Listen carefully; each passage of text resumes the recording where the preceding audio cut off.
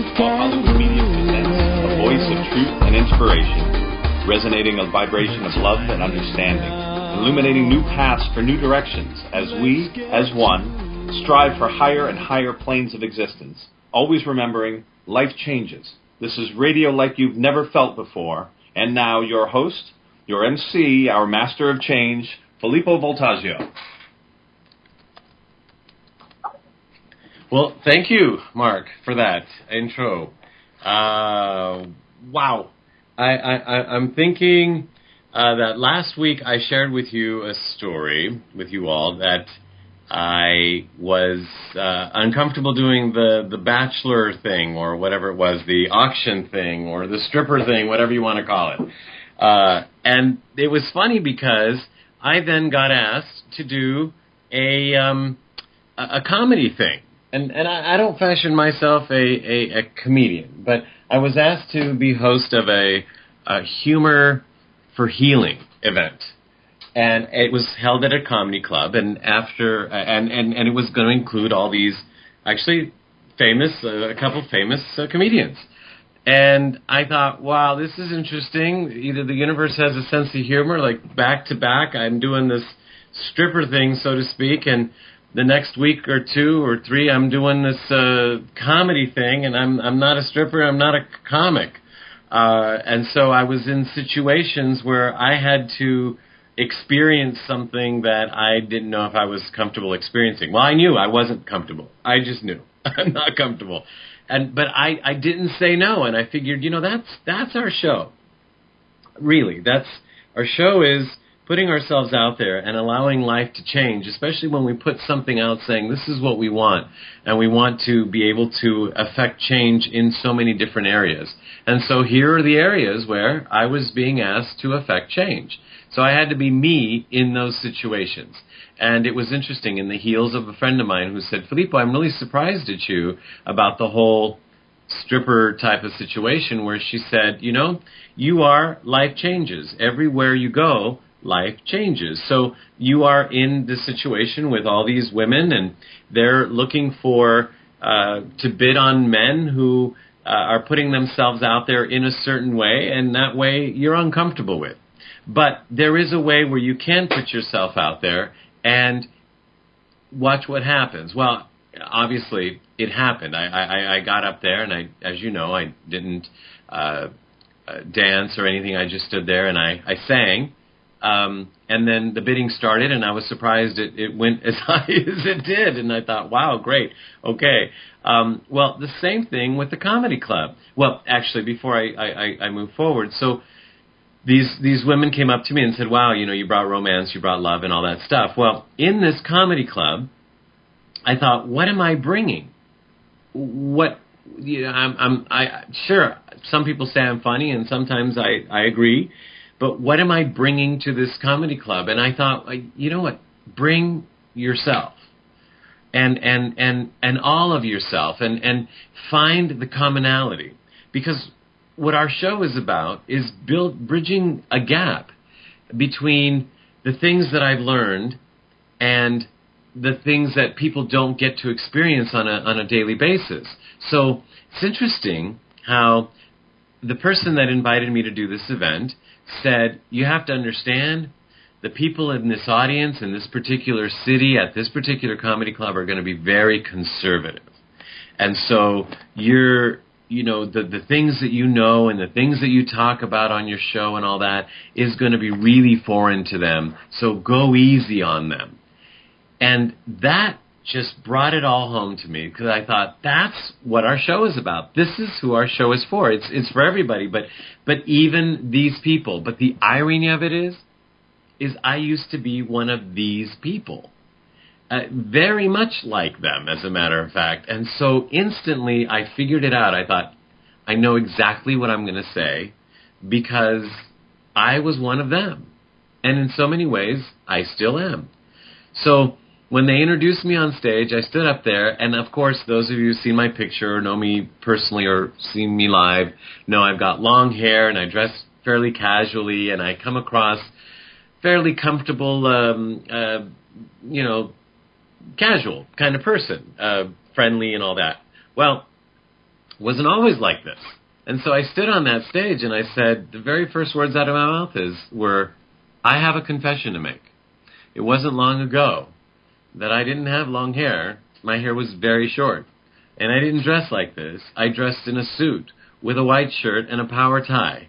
And I used to work at a 9-to-5 job. And that was my life.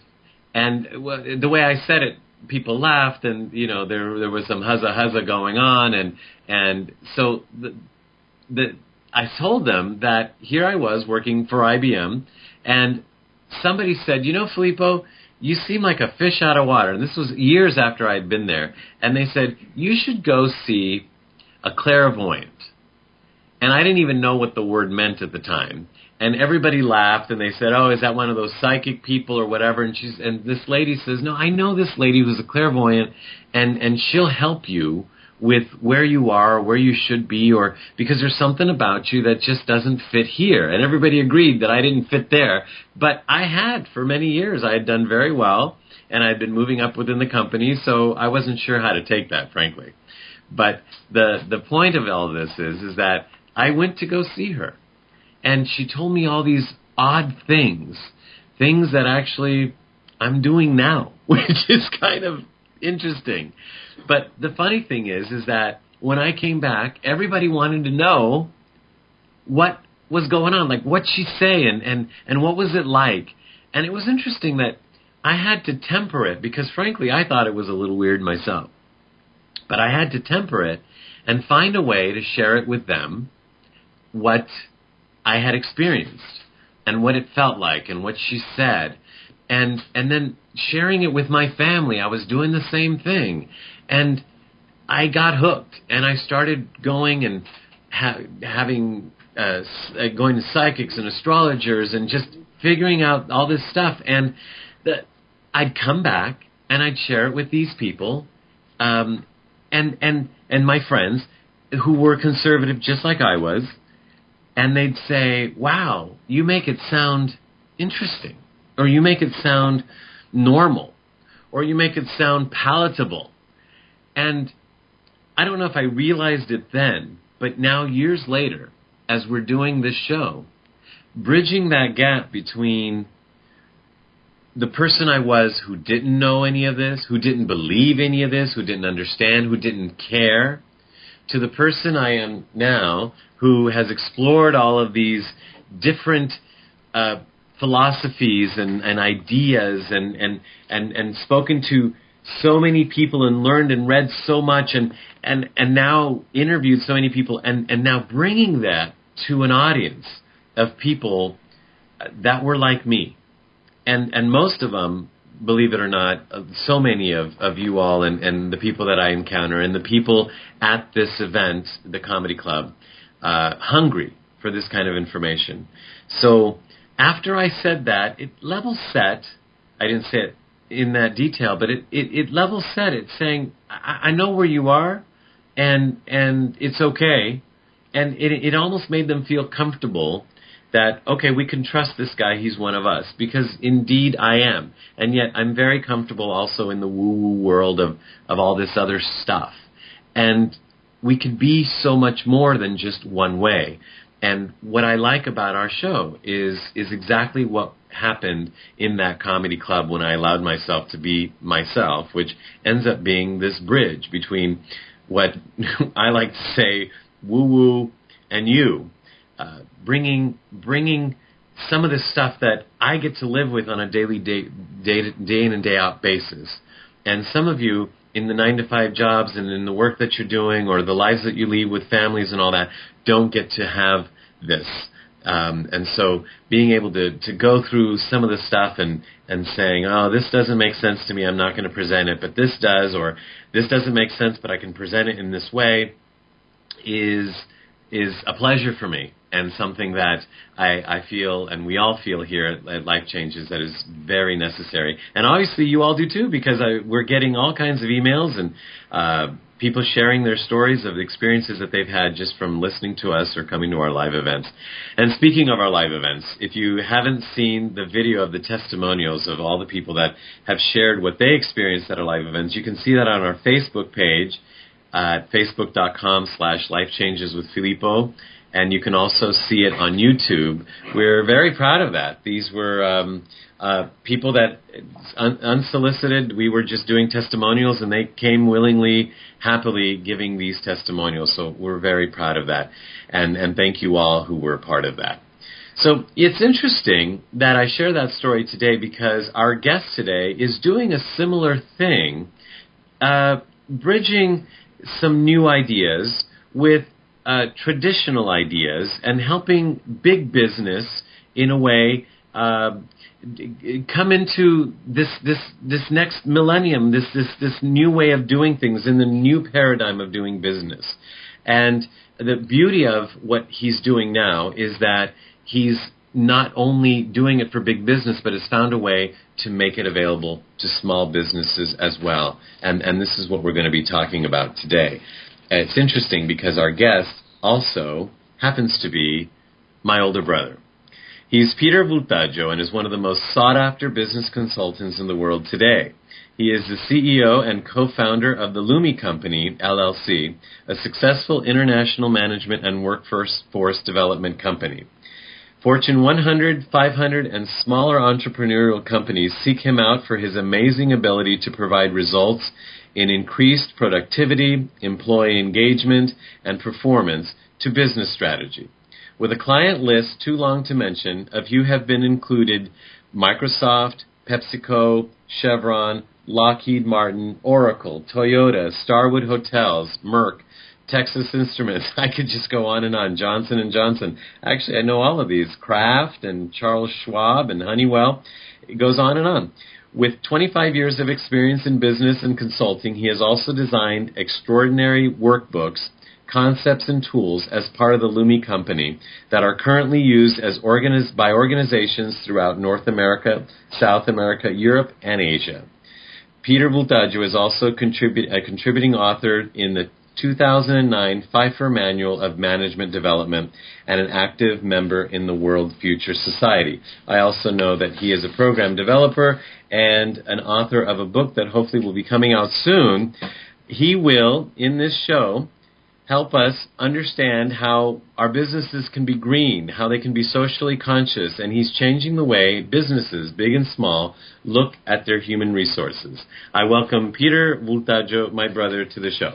Thank you, Filippo. Great to be here. Thanks for having me here on this groundbreaking program. You know, it is groundbreaking for me, that's for sure. I actually wrote on Facebook that when we were children, we used to play radio. And then you went off to become this big, successful CEO and consultant, and I'm still playing radio. And now, evidently, so am I. Well, it's good to play with you again. Well, I've been following your career, one can say, since I was born. And what's fascinating to me as I follow it is all the twists and turns that your life has taken you that bring you to the conclusions about business that you are able to come to. And so people that I know of have said, wow, how can your brother do that? And I think it's some of the experiences that you've had that have gotten you there. Now, without getting into too many of the things that happened when we were kids, or actually you can leave out the things that happened with me. Deal. How did you come into consulting, first of all? Well, it may be helpful to know that I actually, by training, am a biomedical engineer, so my mind was developed from an analytical perspective. But I got into the business world very early on in my career. In fact, I got into management very early on and realized that the analytical abilities that I learned in engineering school were not serving me in dealing with people. And not to make it too crudely, but when you're working with a person or any animal, and you have them opened up on a table, and if something's not working according to textbook, you know how to fix it. You know how to replace it or bypass it. When you sew them up and they're walking around, they don't go by textbook. And that was frustrating for those of us that go through a technical type of training. There's one right answer, everything else is wrong. When you're managing people, when you're running a business, which is really a social entity, that's what organizations are, they don't go by textbook. So what I did is I took my analytical abilities from my engineering training and married it with my graduate work and experience in management and human resources, and came up with the approach that I think is going to help raise the level of how organizations operate in the 21st century. Well, you already know it has helped because you've worked with all these companies, and I know you haven't introduced too many or all of your ideas, and so I don't know what we can or can't talk about, but so how did you end up getting into consulting, though? I mean, well, because the results were there. So I'm now managing groups of organizations, whether they're work groups or an entire department, and the rest of the organization wants to know, how come you're getting the results that you're getting? And I took it as a lab. I just kept experimenting with new techniques, new approaches, and then figuring out how to be able to put it simply so that I can remember how to do it again next time. And they said, hey, can you do that for everybody else? And that's how I got into the consulting and training, is to say, well, I know how to do it for me. How do I help you do it in your organization? And that was the entry point. I got bit by that bug. Well, obviously, people have sought you out, and they're bit as well. And how? So all of that makes you different, and it makes your approach different. But in practical terms, can you give us a couple things that really stand out as that's different? Consultants don't usually do that. Well, there's a lot of areas that we can get into. Just briefly, one of the points that needs to come out is that we cannot manage organizations in the 21st century the way we've been running them in the 20th century. In fact, much of how management is done is actually based off of, and I talk about this in my talks, in the seminars that I run, off of 19th century management concepts. So what we're needing now, since it's a different workforce and it's a different work environment and business environment, is we're needing practices that are able to get more out of the people that make up the organization. So I'm talking about things like how to get work done in a collaborative way, how to get creativity out of people, how to be more forward-thinking, and so on. So this links to engagement, this links to the fulfillment levels, and I can give you lots of specific stories as we have time on those. Actually, I know that, and I love your stories, actually. And every time we're talking about these kinds of subjects, it makes me think of when I used to be in the corporate world, and how things would have been so much different with your philosophies. And what I'm excited about is to know that this is out there, or you're getting this out there. That's right. So one of the ways that you're getting this out there is through software. And this is unique in many ways, actually. See, because right now people hire you, and it's you going with your ideas, and it's just you. It's an old model. We've got a group of consultants that will actually travel. We ship our tools, our workbooks, all over the world. It's chewing up a lot of resources. That is there a better way of being able to get these technologies out there, these people technologies, without having to put somebody in a classroom, without having to fly somebody someplace physically? And the best solution to that is through software. Not even. It's really a web-based solution.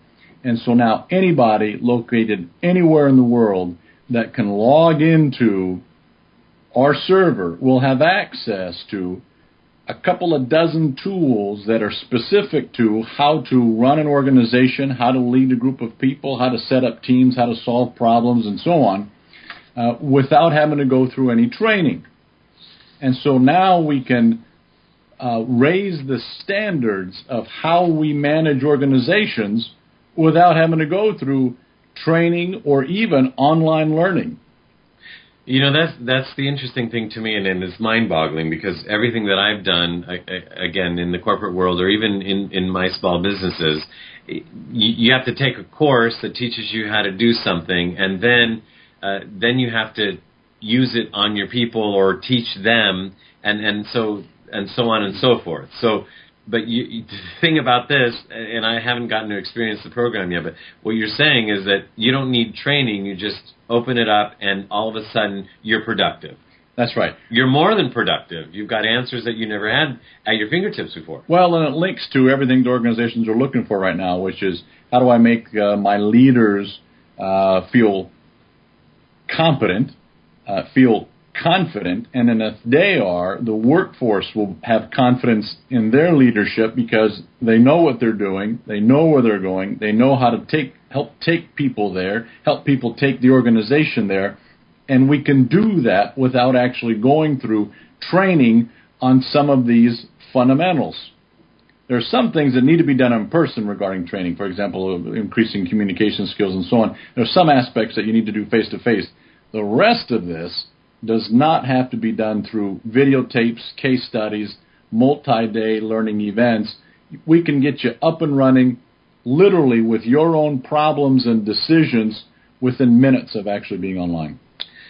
I think that's incredible. And one of the things that, of course, we've been on the air for a while, and just because you're my brother, we haven't put you on the show.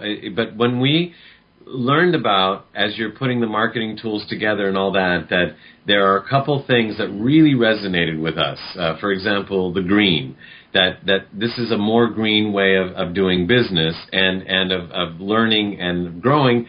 And that, well, let's just talk about that because there were a couple other things that really triggered. So let's talk about the green. Well, people, think about this. Whenever training is held, as we have known the training model, you get 20 people, 30 people to come to a class. It's very expensive time. And the work that I do, they're senior level managers in organizations. They're paid very, very well. That is all time away from the job. They're in a classroom, a workshop, a seminar. They are being trained. They're being taught these skills in the hopes that it will transfer back to the workplace. And whatever gets transferred, you hope that they will do it well enough so that the organization actually gets a return on their investment that they have put in on this. They are traveling to these locations. I teach around the world with these global organizations. They will fly their business leaders from other countries to be in one place so they can learn these skills. Now, there is value in having people come together, but for a lot more important things than just having them learn some fundamental management skills. So think about how many people are buying tickets and driving cars and burning up resources, how many books need to be printed that will end up on a shelf someplace that people rarely will actually look at. Again, that's typically the training model. So you're talking billions of dollars spent on training, then all the resources that go around supporting that, and what the research has found is that actually a small fraction of that, I've seen some studies that have shown less than 10%, actually ever gets back to the workplace to improve the lives of the employees and of the organizations. Why did we burn up all those resources? Well, I'm thinking back how we would get binders and binders Yes. and binders, and you go through this, and you're tired because you're in a different time zone and you're falling asleep during class, and so you're not you're not taking it in, and then you don't retain it, and then you have to leave early because your flight leaves at this time or what have you, and then you ship all these binders with you to work, and then you get to work and you jump into work, and those binders end up, the box is not being opened or something. So how effective was all of this anyway? That's right. And organizations are missing out on being all that they can be. They're not tapping into the potential that already resides within everybody because they haven't unleashed the capabilities, the talents that already are within their organization because they don't have access to these skills. Only a handful can get to go to training and so on and so on. Now we are giving the ability not only to the large organizations in being able to unleash these capabilities, but also the small organizations, wherever they're located in the world, because that's been a common request. How do I get access to what you do? I can't afford to have somebody take a day off of work or to pay for the expensive consultants to come in and do training for us. How can we get that? Now they can. Well, so now the small companies are getting the benefit of what the larger companies get, and even better than what the larger companies have been doing. And getting back to the green thing, it's just not acceptable anymore.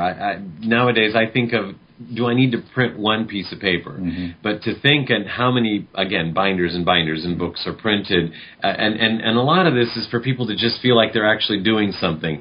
But it's interesting how corporations are interested in the bottom line, and yet they don't take this into consideration. Or are they now? They're beginning to now. Okay. Yeah. Now, that's a positive that's coming out of this economic downturn, is that they're starting to look at different answers, and this is one of the areas that they're looking at. Well, great. That's great for the environment then, and that's one of the reasons why we thought, okay, we have to talk about this on the air. The other one was morale. You seem to talk about morale, like this software actually helps people with their morale, and I didn't understand that at first, but you were explaining to me how it engages everybody and they feel like they're a part of this. Well, for example, if you're making a decision, typically we look at managers that go into a room and come up with an answer.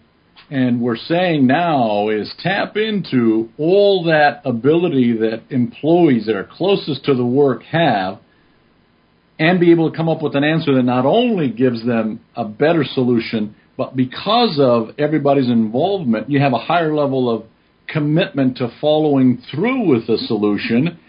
And what we have learned from brain science is the employee's involvement in thinking through a problem or a decision along with the leaders actually activate the parts of the brain. They're the same places that get activated when you get a monetary compensation. So here we're talking about, gee, we don't have the money to be able to pay bonuses or give them extra wages.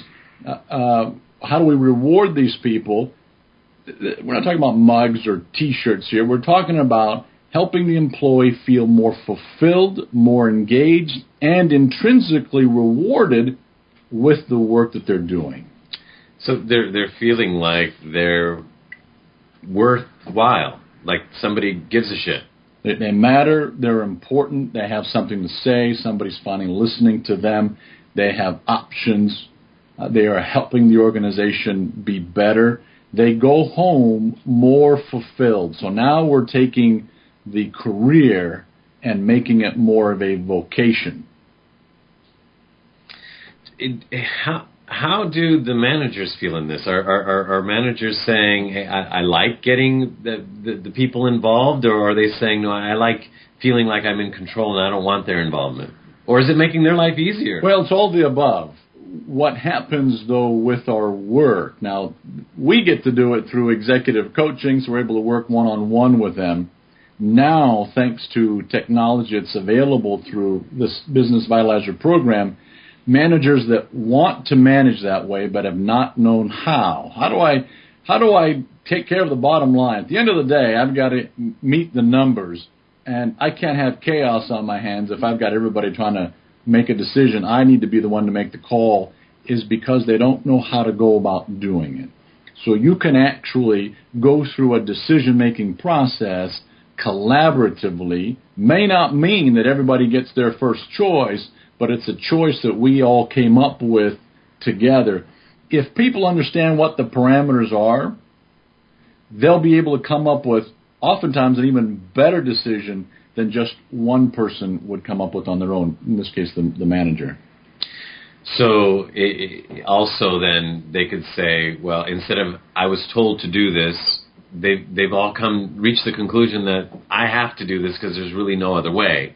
Or if they find another way, good. But if they don't, then they agree with the decision that's been made. That's right. And so it takes a different style, a different type of manager now. The manager of the past actually looks a whole lot easier than what we're needing today for managing. What we're finding in the organizations that are front line, not the ones that are the old needing the bailout types where you're just having somebody fix something for you by giving you more money. We're talking about the ones that say, hey, we need to run our business differently. We need to transform, not just be bailed out. We need to be able to do business differently. Those are the ones that are saying, we need to manage differently. The old manager hired, fired, told people what to do, rated, ranked them.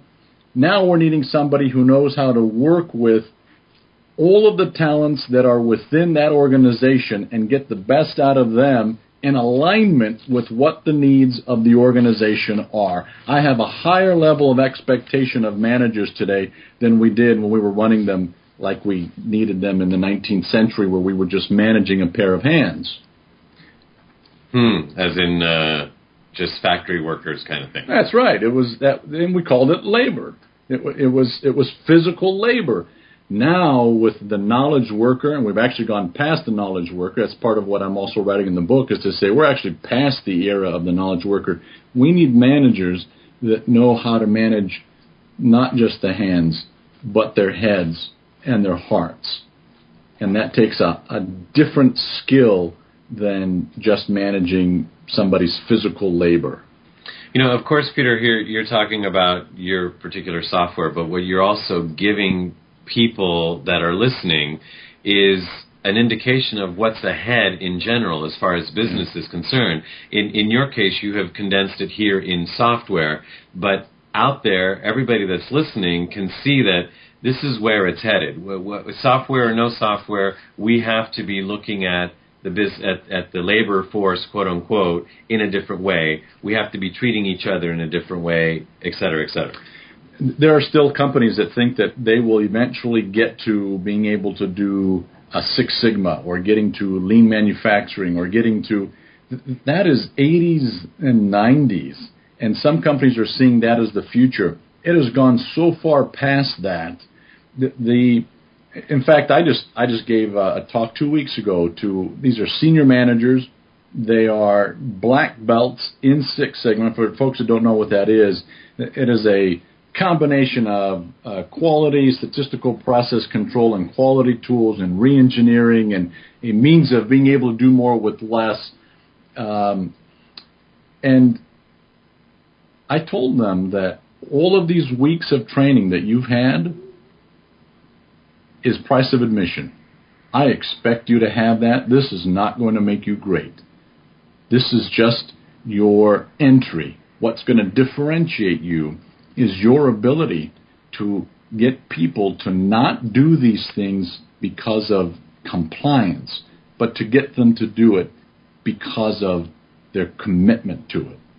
So if all you know how to do is approach people by, here's what's right, here's what's wrong, here's what we need, here's where you did it, here's where you didn't, and we start rating and ranking you, I don't need that. In fact, there's computer software that can do that. I need somebody who knows how to tap into and influence and persuade and motivate and move people to want to be able to do these things. And, you know, yet another reason why we wanted you on the show is because of what you're saying right there. And not only are you talking about them wanting to be motivated to do this, but you talk about the employee as a whole person. Mm-hmm. And I love it when you get into that conversation. Could you... Without really revealing too much of what's in the book and all that. Sure. In fact, I can give you an example. I'm back east with one of the pharmaceutical companies, one of the very large pharmaceutical organization, and I was doing a program about this, instead of career, looking at things as vocation.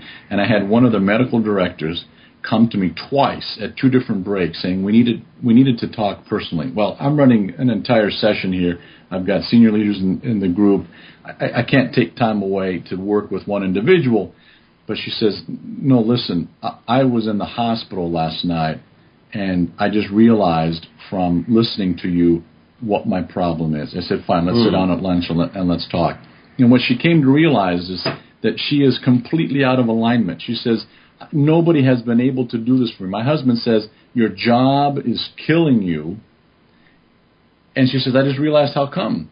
There's no alignment with my interests, with my skills, with my values.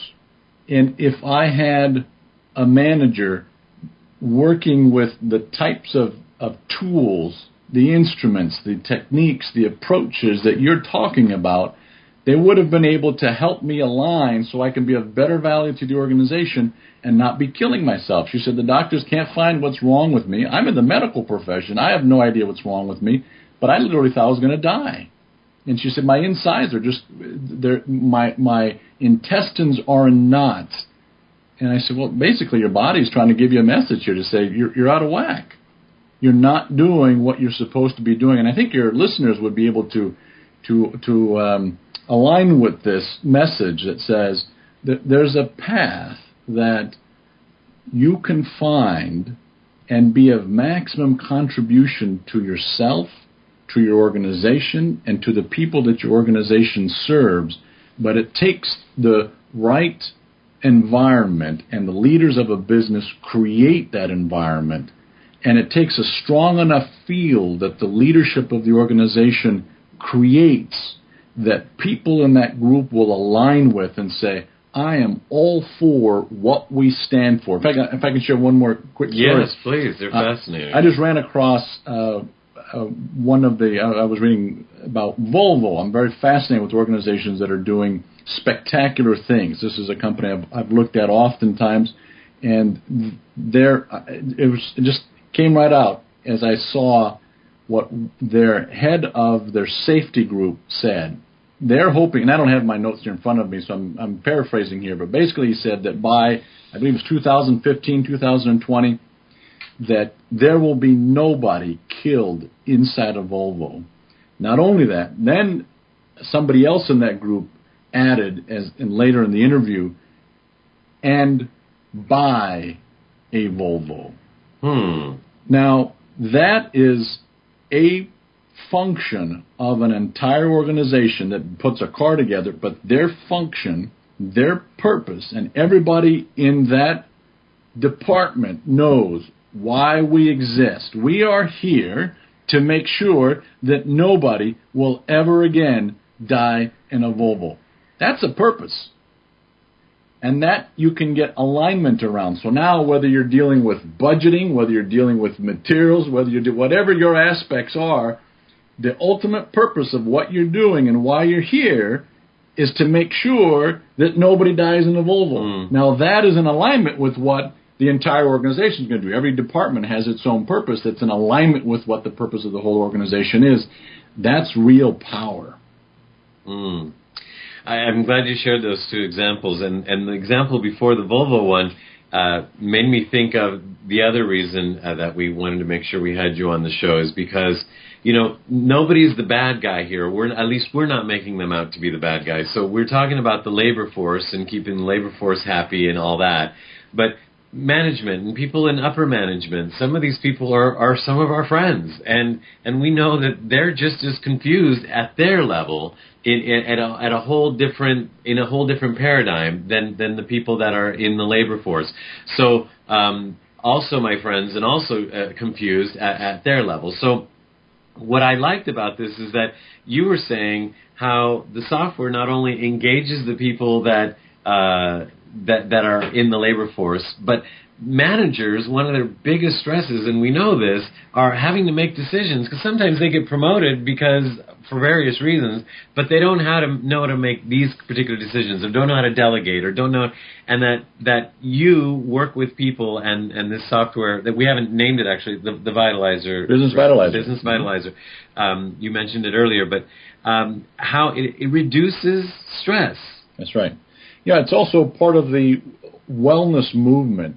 You brought up delegation. That is one of the best tools of being able to actually reduce the stress levels of the business leaders. Now, there's a fine line between delegating and dumping. What a lot of managers think they're doing when they're delegating is they're actually dumping on people. Wait a minute, I'm supposed to do more work and not more pay, and I don't get what this is. When instead, delegation is a powerful means, if it's done well, of being able to grow your organization, grow and develop your people, and be able to take functions off the plate of the manager to help them take on bigger issues, more foresight and strategic type capabilities, while your organization takes on what used to be on your plate, if it's done right. So by being done right, let's say that this medical director example I gave earlier, let's say she had a manager. The one who was in the hospital That's right. Meeting you? Okay. That's right. If she had a manager that understood her well enough to be able to give her tasks, projects that lined up with the need of the business and at the same time where her insides were wanting to take her, opening up her creativity and her talents in alignment with what the business needed, and delegated those tasks to her. She would be more than happy to take those on. She would feel more fulfilled. The morale of her morale, the morale of the group, because everybody else is going to be doing the same types of things in alignment with what their interests are. And so what happens is you very, very quickly, and I've got lots of examples of having done this, turn around the energy level within that part of the organization. If you have the entire company that does it, you will not recognize that organization within a matter of weeks, if not less. Wow. And so not only delegation, but helping them deal with change, which we like here at Life Changes, of course. Decision-making. Define processes, problem solving. Yep. Those are all tools that are in the Business Vitalizer, and that are the most powerful way to reduce stress for people in leadership positions. And the organization gets to benefit because now they've got better alignment. They're working on things that interest them, and good times keep going.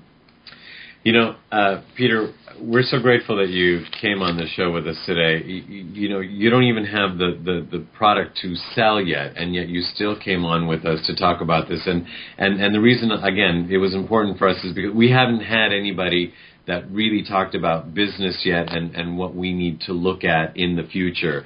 And I knew through the work that you're doing is that we would get some insights on how we need to start addressing the future of our businesses, because addressing our lives is one thing, addressing our families is another, and our friendship and all that. But unless we address the businesses, which are huge in our society, there won't be a balance. That's right. And if any of your listeners are interested in when we actually are able to release this to individual users, right now we're working with licensing agreements with large organizations. The website, may I give out? Of course, please do. Actually, I was going to go there in a minute, but go ahead. It's www.thebusinessvitalizer.com. And Vitalizer is VITALIZER.com. And feel free to email us of your interest. We will be releasing it. We're actually looking within the next few weeks of being able to be purchased by an individual user. So even an entrepreneur or a small company will be able to have access to these tools that have been field tested for the last 5 years and that are built off of 25 years of experience in what are the best means of being able to do the things that we've just been talking about. I like it. And actually, are you still willing to give that offer on the air that you talked about with me? Oh, absolutely. If people are looking at changing, and this is a way of helping change how we do business, upgrading our skill level, our whole purpose is to get it out there, to give people access to this. So if your listeners are interested, please email me directly. Put my name on it as you on where you contact us on the website, and mention that you were on Life Changes with Filippo.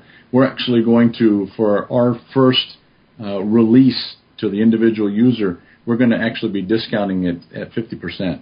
Wow.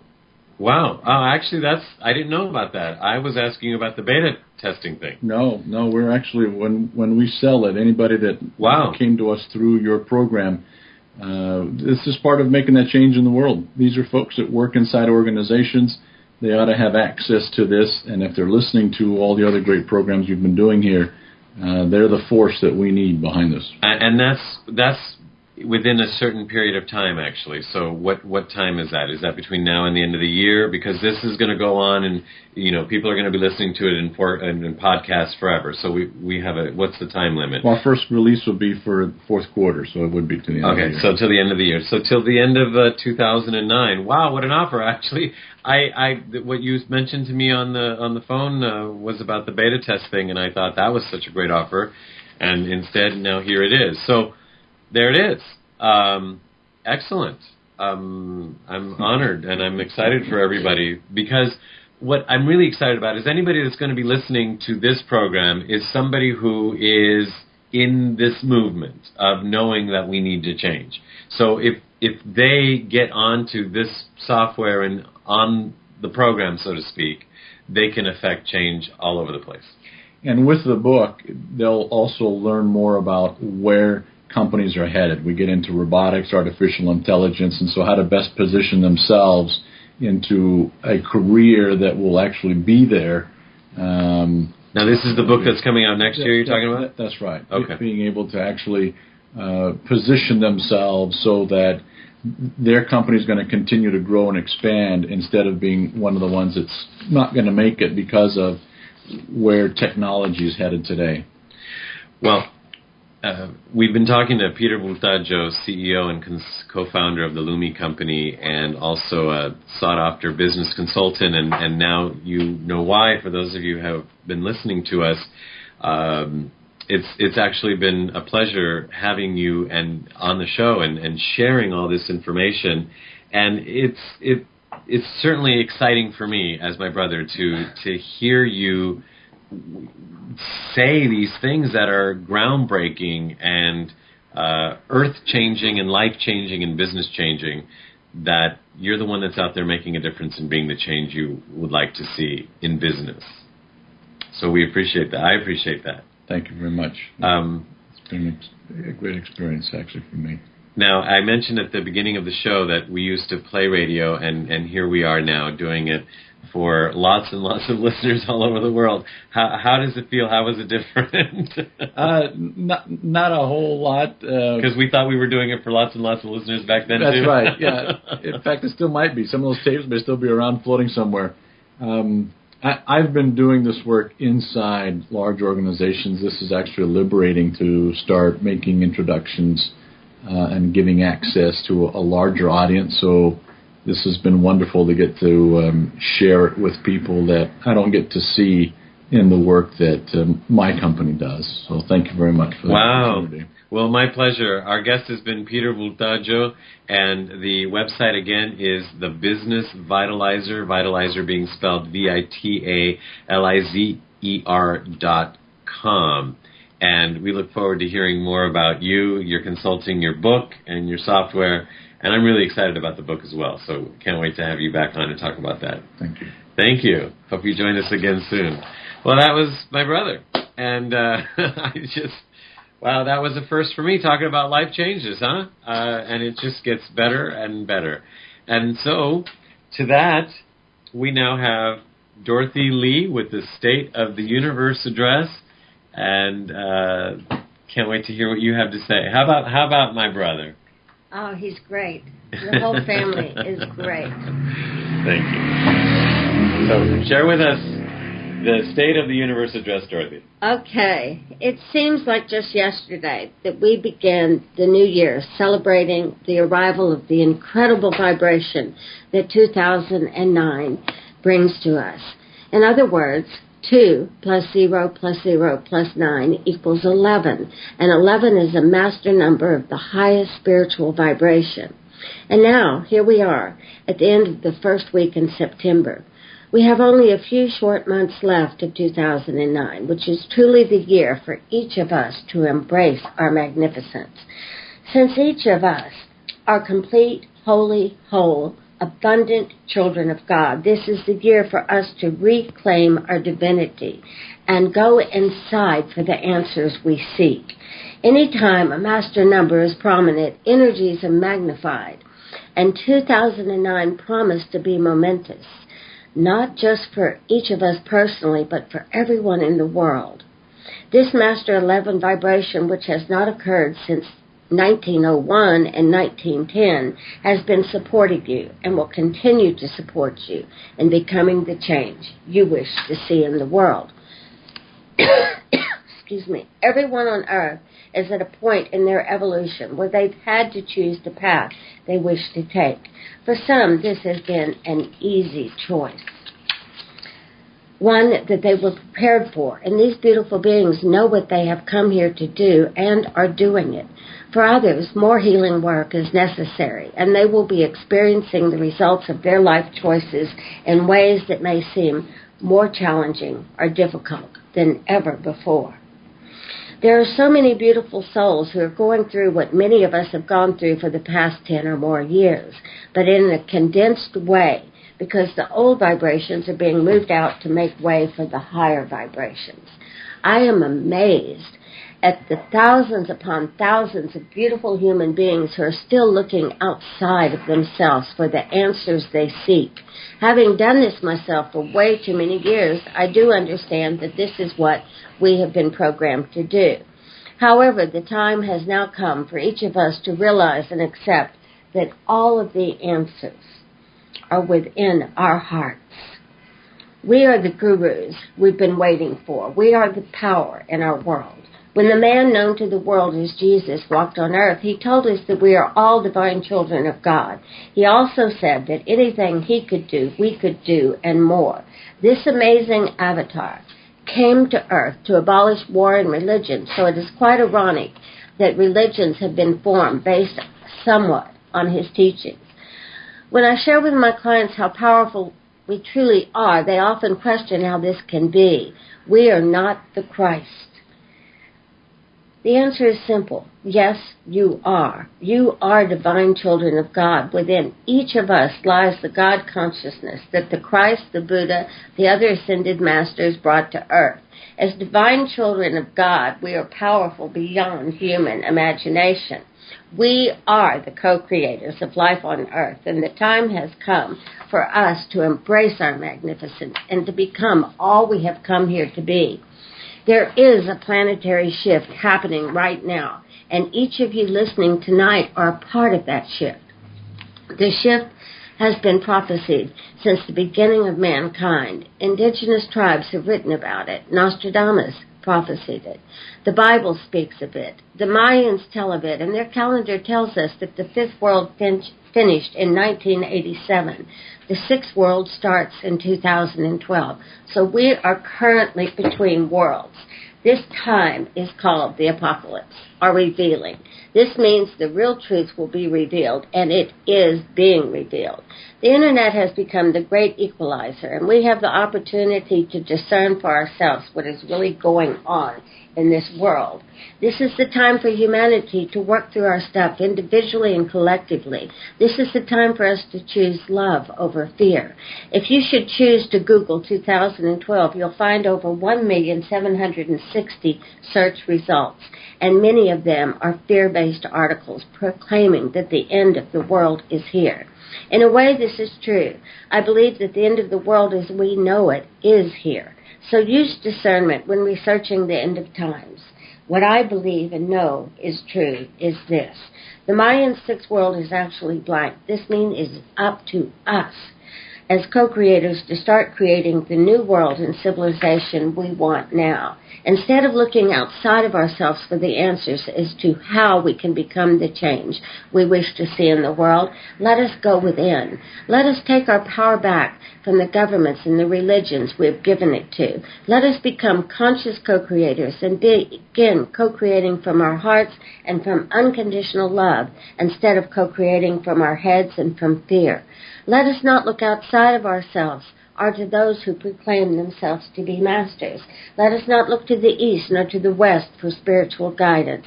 Let us instead go within, and I promise you that the answers you desire are there. There is no diet, no book, no guru, no hugging saint out there that can provide you with what you are seeking. The love you are waiting for lies within your hearts. So please go within. Enter the silence each day. Give it your fullest attention and devotion. Be willing to come away from the conscious physical thought for just a brief time. Turn within and seek reconnection with Source with all of your mind, heart, and desire. And each day you shall bring forth more and more of your true inner being, healed, whole, and joyously alive. Know exactly who you are and why you are here. Until next week, please choose to love yourself enough to make very conscious and elegant choices. And please know that you are loved, you are lovable, and you are loved. Thank you, Dorothy, with that State of the Universe address. That's one of the things that I've always liked about you is you keep telling us and everybody to always go within and to not even, people sometimes want to follow you. Well, following you and listening to what you have to say is one thing, but you say, what do you say, I don't take When people ask to be my devotees, I just laugh.